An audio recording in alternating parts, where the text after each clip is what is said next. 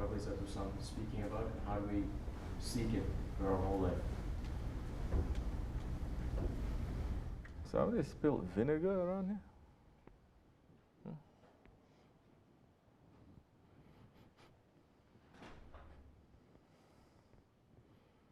It's very sour today, this place. So what are you saying? Knowledge?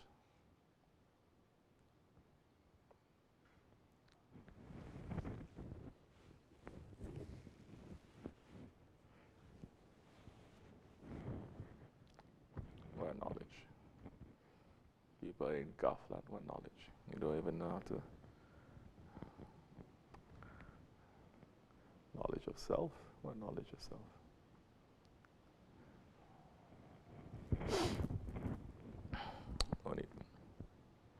Any other question? Yes.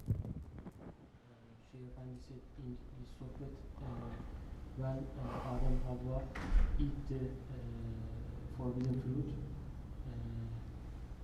they get naked, and every tree and everything goes back from the why they are get naked and why they are run away from. أعوذ بالله من الشيطان الرجيم بسم الله الرحمن الرحيم استغفر الله صاحب السر نوعت هذا إنه ترز لم تخل وأنت رأيت حسبنا الله حول ولا قوة إلا بالله العلي العظيم.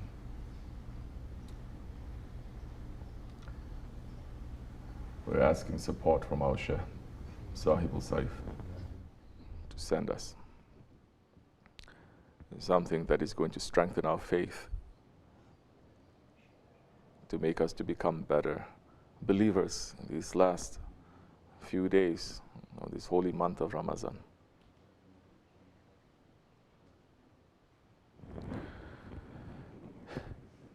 Now, you asked us a question. Why? You didn't start with why, because to start with why, it is a very big be'adab, a very big lack of manners in tariqah. So he's showing his manners in asking, saying, he's reading in Shaykh and his sohbah, that when Adam alayhi salam and Hawa, they ate from the forbidden fruit, from the forbidden tree, and they became naked, and everything in paradise ran away from them. And asking the reason of this nakedness and the reason why the creatures in paradise ran away from them. Paradise, when Allah subhanahu wa ta'ala showing to Jibreel alayhi salam paradise, he said, Ya Rabbi, there's no single creature, a son of Adam, that is not going to refuse this paradise. They want it. But when Allah subhanahu wa ta'ala showed him the way to paradise, he says, Ya Rabbi, the way to paradise, it is so difficult, it is so hard, that it is impossible for mankind now to go to paradise. When Allah showed him the hellfire, he says, Ya Rabbi, there's no single son of Adam who wants to go to hell. But when Allah subhanahu wa ta'ala showed him the way to hell, he says, Ya Rabbi, it is impossible that they are not going to go to hell, because the way to hell, it is paved with so much pleasure, with so much ease, with so many things that is enjoyable to the ego. It is very difficult to not go to hellfire. But Allah subhanahu wa ta'ala sending His prophets, sending in our times the Rahmatan lil Alameen, the biggest one. Not only the biggest one, the reason that Allah has created everything for His sake, He has sent it to us.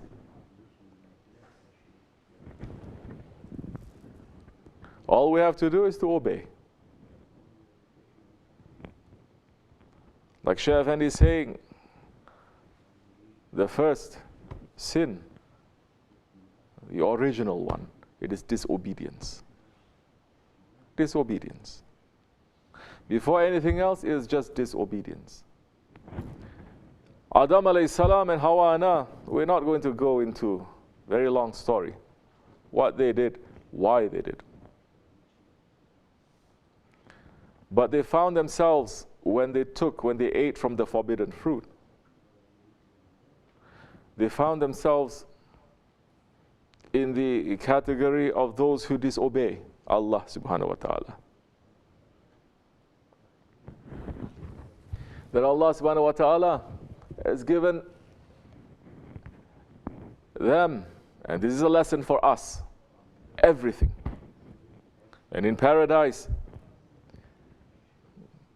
it cannot be compared to what we have here. Because over here, if you ask the people from the West, they say paradise is a sandy beach, one island, coconut tree, wearing grass, living in a hut. That is paradise. If you ask people in the desert, they're going to say water, garden.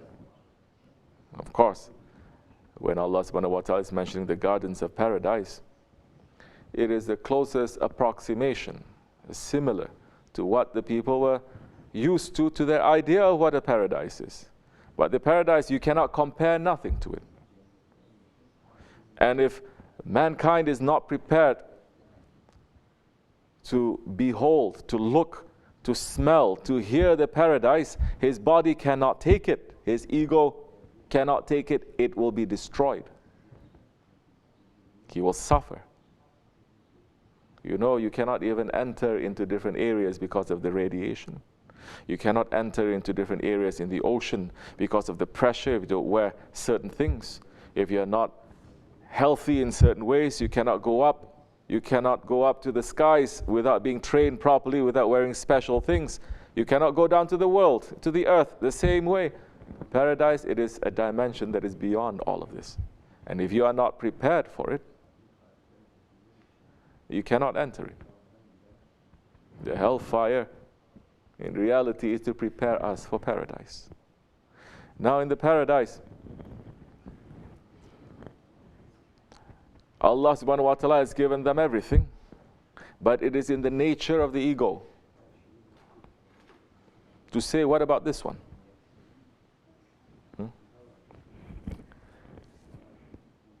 And Allah subhanahu wa ta'ala is saying to them, eat from everything except for this. So what happened? We must show our manners too. We cannot say that they made a sin. Cannot say that they disobeyed. It is a lesson for us. And in reality, whatever they did, it is because of the seeds of mankind that is contained in Adam alayhi salam, that is screaming to him to eat from that forbidden fruit. And they were tricked. They were tricked by shaitan. Shaitan is the enemy. Shaitan is the enemy. Is the enemy of man. And that jealous one is not happy that Allah subhanahu wa ta'ala has created Adam alayhi salam. And from Adam alayhi salam, that Maqam al-Mahmud that is reserved for the Holy Prophet alayhi salatu wasalam, he wants it for himself. So his envy and his jealousy, he is doing everything, he's consumed by it.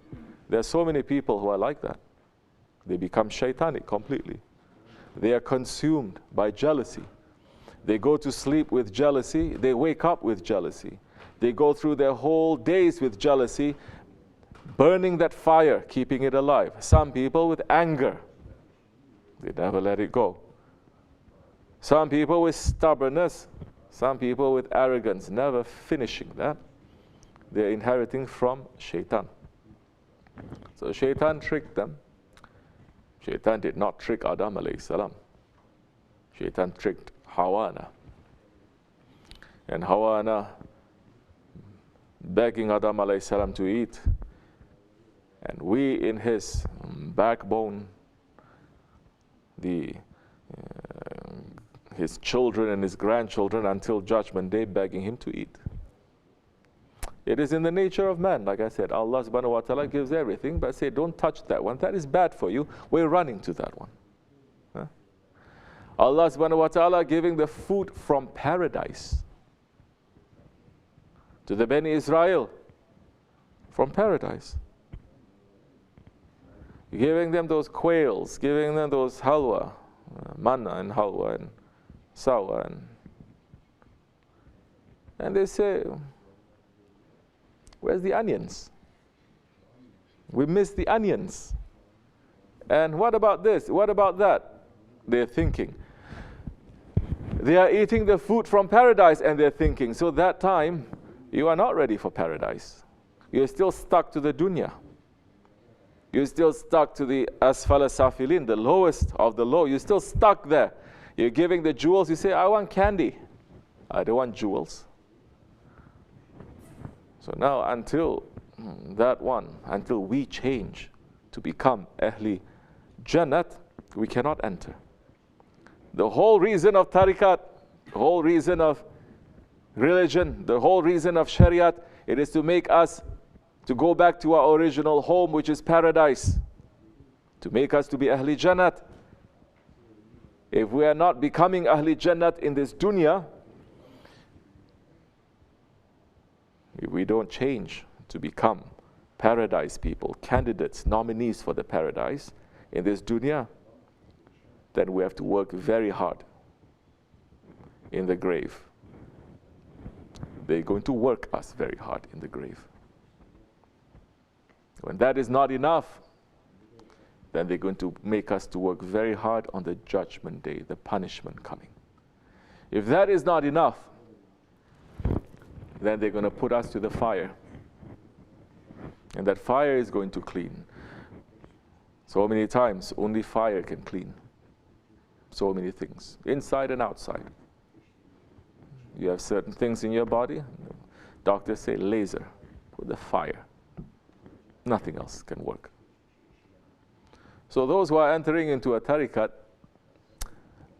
they are understanding that reality of where we come from, where we're going to, where we're supposed to go, what we're supposed to do. They are not caught just having putting all their energy instead of taking the bus to go somewhere. And our goal is to make that journey to go somewhere. Imagine now, those ones, they say, we don't care where the bus goes. We just want to have fun here in the bus stop, in the bus station. You're not going anywhere. This is not your reality. You didn't come from there. So now, what happens? In reality, Allah subhanahu wa ta'ala, He has dressed everyone with a majestic dress of being the Khalifa of Allah. Because that is the reason of our creation. We are created to represent Allah.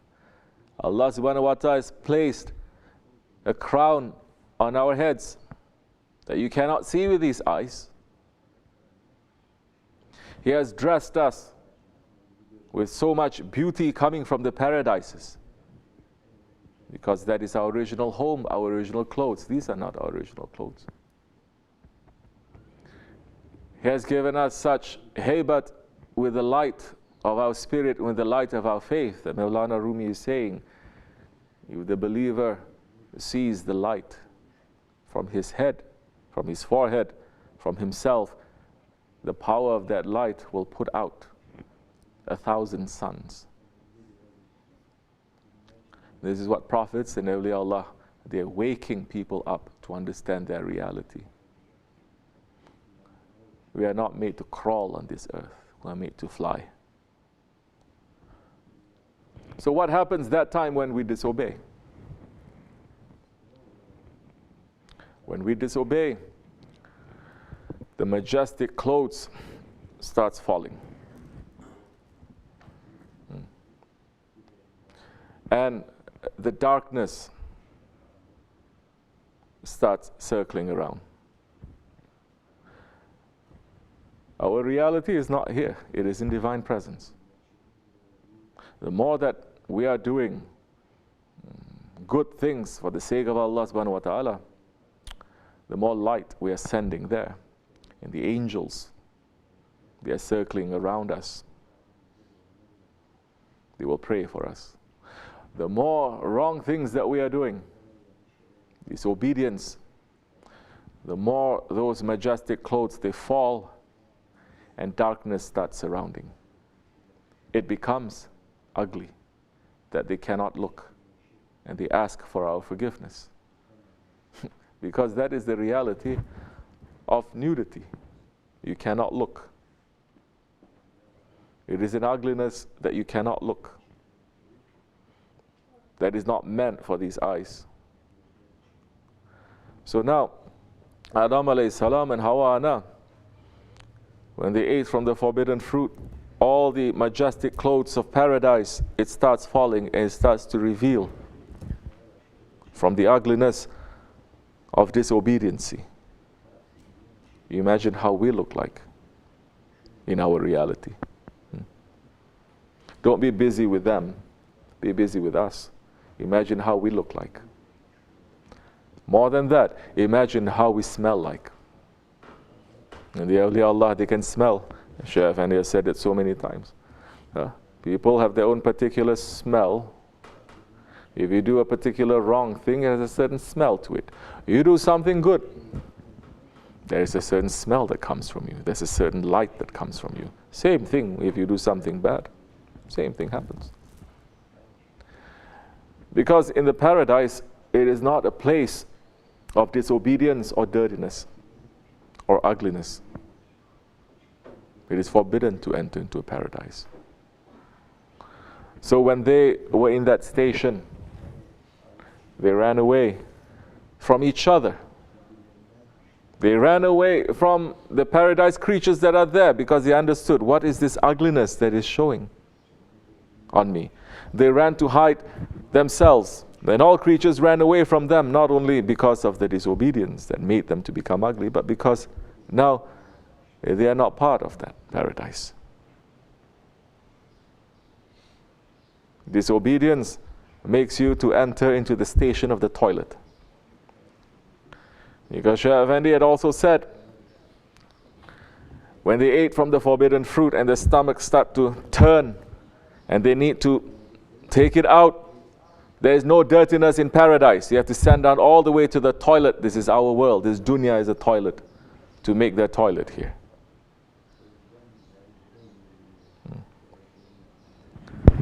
So, all the creatures ran away from them. But the creatures were also crying for them. There were some creatures there that did not cry for them. And Allah subhanahu wa ta'ala saying to them, you didn't cry for my Safiullah. Then I'm going to make you the cause that they are going to cry a lot. And those two things is gold and silver. They say, we are not crying for them, Ya Rabbi, because they disobeyed. Allah is saying, you didn't cry for them. Meaning teaching us, who are you to judge? They may do something wrong. You have a look at yourself. Do you feel sorry? What happened? Yesterday you were best friends. Today someone does something and suddenly you turn your face. What happened to all that history? We forget. Allah doesn't forget. The prophets, they don't forget. Awliya Allah, they don't forget.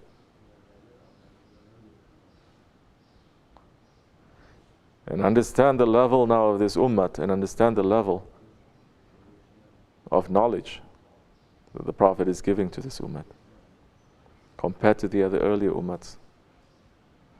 That so many prophets that we are seeing, they get so fed up with their nation and they pray for their nation to be punished, isn't it? Nuh alayhi salam, asking for the nation to be punished. So many, they ran away. So many on Judgment Day, the prophets are going to come, single person, alone, no nation behind them. And in this nation, there are friends of Allah who has thousands more followers than those prophets.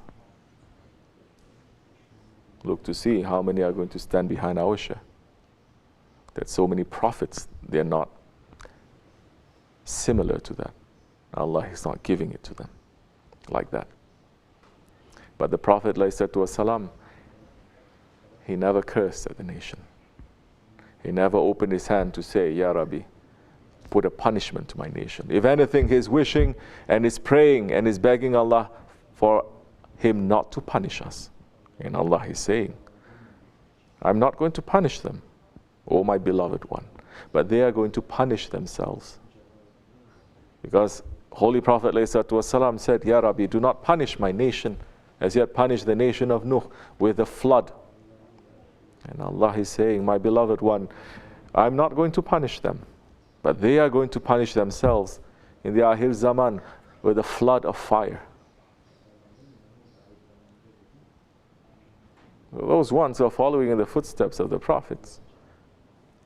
So many declaring that they are, so many declaring that they are sheikhs and they are saints and this and that. You're saying non-stop, just cursing everyone. Non-stop cursing people, non-stop punishing people, non-stop slandering people. They're slandering each other. They may be belonging to the same family, they're slandering each other.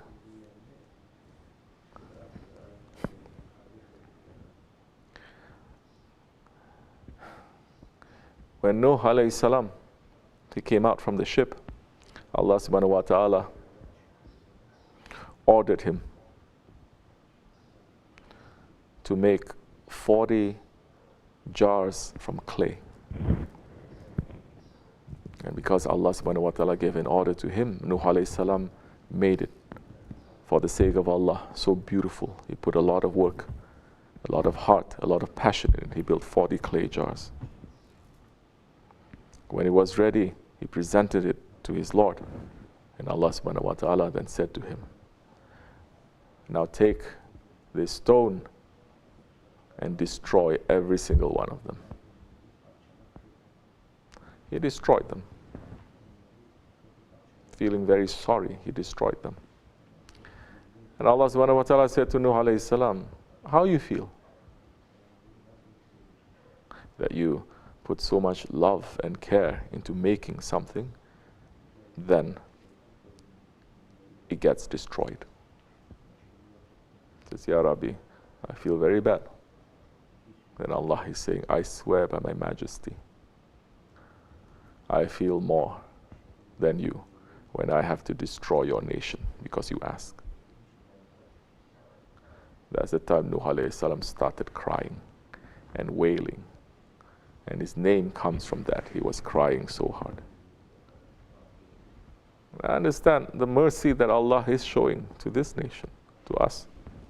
That in these days we are not sitting down even to understand the favors of our Lord.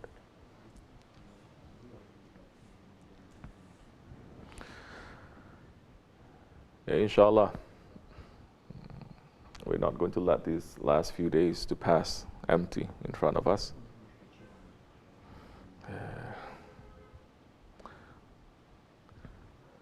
Your heart must become softer. Mercy must enter into your heart in this month to each other. Forgiveness must enter into your heart for each other.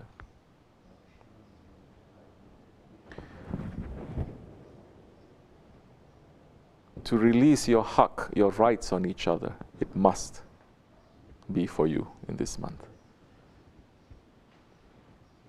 Millions, billions of Muslims, they are not understanding that point. They want forgiveness from Allah. They want rahmat, and they want maghfirat, but they're not giving it to each other. People who don't have rahmat and maghfirat, and people who don't have forgiveness, you think these ones are candidates, nominees for paradise? Pray. Not one Laylatul Qadr, one night. Pray every night like it is Laylatul Qadr. Pray your whole life, every night is Laylatul Qadr, but you are not putting forgiveness, you're not putting blessings and mercy into your heart to each other. It is useless. Because the people of paradise, if you don't know how to be with each other here in this world, you're going to be alone in paradise. And paradise that time will become a hell for you. Because we have not been created alone. Only Allah subhanahu wa ta'ala is alone. And Allah subhanahu wa ta'ala is giving us an order to be in Jamaat. Yes, we are born alone. Yes, we're going to die alone.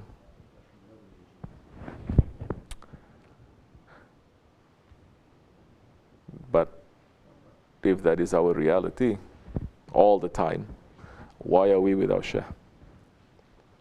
Why do we want to be with our Shaykh? And the loneliness, to be alone, it is a very difficult, a very bitter thing.